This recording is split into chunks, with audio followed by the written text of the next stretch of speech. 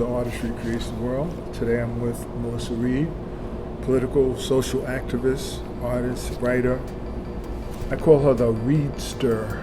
I actually think that activist is a word that has a lot of negative connotations to it, so I like to call myself a speaker. If you follow me on Instagram, you will see in my bio that it says writer, poet, speaker, community organizer, so on and so forth. Well, let's just get it right. Where can we find you now? Let's just get that out of the way since that's you can the way find me on Instagram at thereal, THEREAL.Melissa, MELISSA. And right now you're doing a lot of social work. Can I say social activist or social writer? What did you say? Social, call you what? I want to get it right. I'm a speaker. I like to speak on issues that affect the Black community or communities that are disadvantaged. And it doesn't necessarily have to be Black. It could be a disabled community, people that consider themselves to be disabled. So tell me, what is some of the art that you like in Newark? Talk about the murals and how that affect you. I really like a lot of the murals in Newark that I see on liquor stores. Why? Because I feel like liquor stores are actually negative places in Newark, but the murals add something positive to the location or place. There are way too many liquor stores in Newark, but when I see the murals on a wall, it actually make up the positive that youth or kids that's younger than me would see and, determine the opposite of what the store is actually there for. Like, why is there so many liquor stores in Newark? Can you answer that? Opposed to like suburban areas. And I don't mean to go off topic, but since we're talking about murals. Now, I just want to remind you, because this is our production table, when you get excited, you can't shake it off. So, Okay. Right. No, I don't think that's off topic. I think liquor stores are here because that's what the community wants. That's what the community... I don't think that's what the community wants. I think that's what someone wants for the community, but I'll let you keep on talking. Well, anyway, I like the murals. There's a demand here for liquor, right? Is it?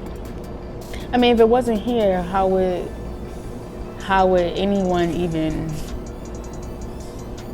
know to want something like that? You get what I'm saying? Like, growing up, I never even knew what liquor was until my mom. It's because you didn't drink.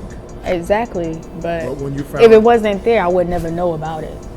Right, but when you became connected to people that drank, then you were informed about liquor stores, different kinds of liquor. Is that correct?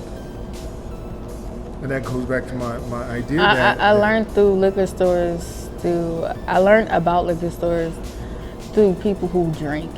Just like I learned about the art or murals on the wall through people who actually paint or who do art. I would never know if they didn't exist if it wasn't there. Right, so you're saying art on a liquor store to you changes the environment. It changes the environment because for me, when I see the results of or the aftermath of people who drink liquor, it's disturbing. But the fact that I can actually drive past, or when I'm on a bus and I'm on a 99, it's going across Irvington and Boulevard, and I actually see murals on those walls, I forget that it's actually a liquor store. In the images on the wall actually serve as something positive. It's like kids playing, like the images of kids playing. I'm just like, wow. I forgot it was a liquor store. You know what I'm saying? You get what I'm saying? So it serves, the image or the murals itself serve as a positive, as a positive purpose to change the environment. Thank you. So what is art to you? How would you explain art? Art is expressive. It allows people to communicate in ways that aren't necessarily aren't necessarily attractive to certain, individuals. Like for me, I like to attract my audience through writing. That's my form of art. Or you want to mess up my next question? Go ahead. A lot of people use poetry as their form of art, and so sometimes when people think of art, they think of art as just someone who can draw or someone who can paint. But it's more than just that. It's a culture that allows you to speak a language, to communicate to people things that, like I said before, that aren't necessarily a form of expression. And for me, my form of expression is writing. Like I like to express myself through writing. Do you think that your writing can change people's minds and change people's attitudes over a period of time? I think so. Like, sometimes when I'm texting people, that language through texting can be converted and interpreted in ways that I don't want it to be interpreted, and so sometimes people get confused as to what I'm trying to say, or maybe they think that the way that I'm trying to express myself is like overzealous, or that I'm trying passion. to too much passion, evangelical, or too much power, or maybe that I'm trying to belittle them, right? But when I'm sitting right in front of them and I'm like, no, this is what I mean, or if I can like just write it out, because sometimes in text messages it's a quicker way of communication. It's a quick form of communication. It's instant. But it doesn't always come across correct. But when you're writing, but when I'm writing,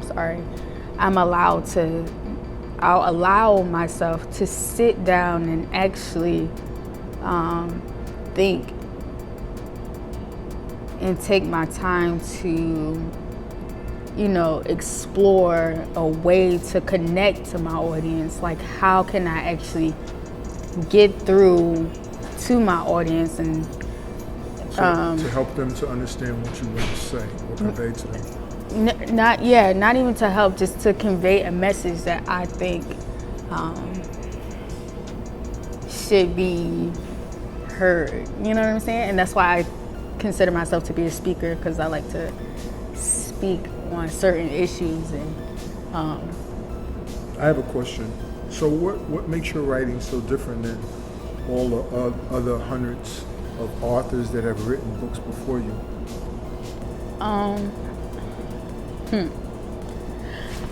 For me, my writing is different because I incorporate different styles within just one form of writing, right? Within your voice? Within my voice, within my style. Like I can write, one paragraph and it just be like multiple styles within that one paragraph. Like I can write like poetry, but expressive poetry that's kind of literal but figurative at the same time. Keep going. Get to the thing. Hey, how are you? Good. How you feeling? Hey, good. You Where done they going at? to the thing?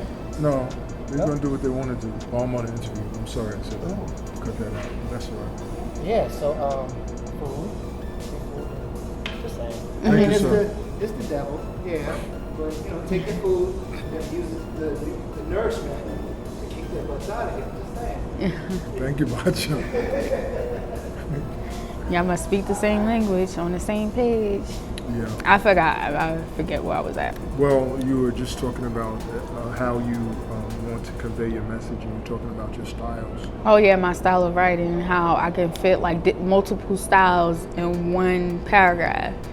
And for me, because I read different types of writing from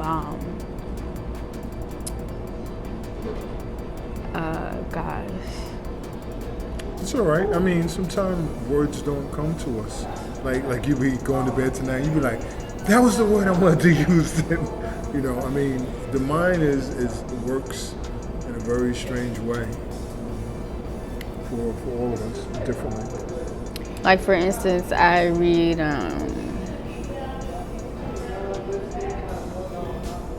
Well, for instance, I just finished reading. I've been reading this Art Power, and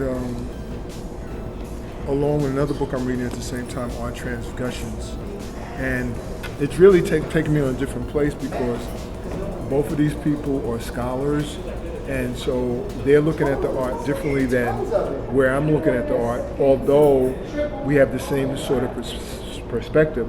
So they're putting another layer to how I'm seeing the development of art and how art can be used. One thing I learned out of this that became very clear to me is self-expression, the different levels of art. Is it just self-expression? Is it political? There's different levels of art.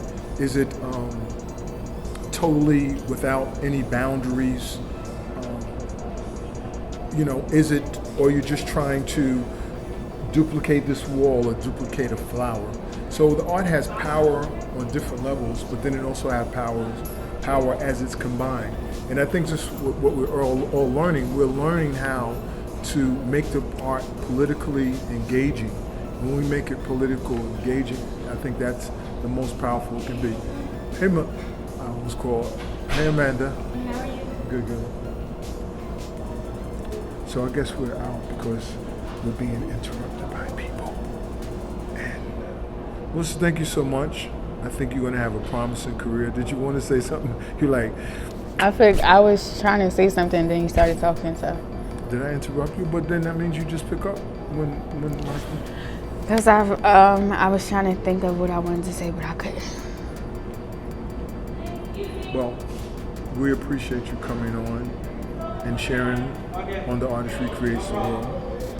And hopefully we can do another interview in the future about probably after you publish your first book. That would be exciting. I'm upset because my mind really went blank. I don't want to don't post this interview.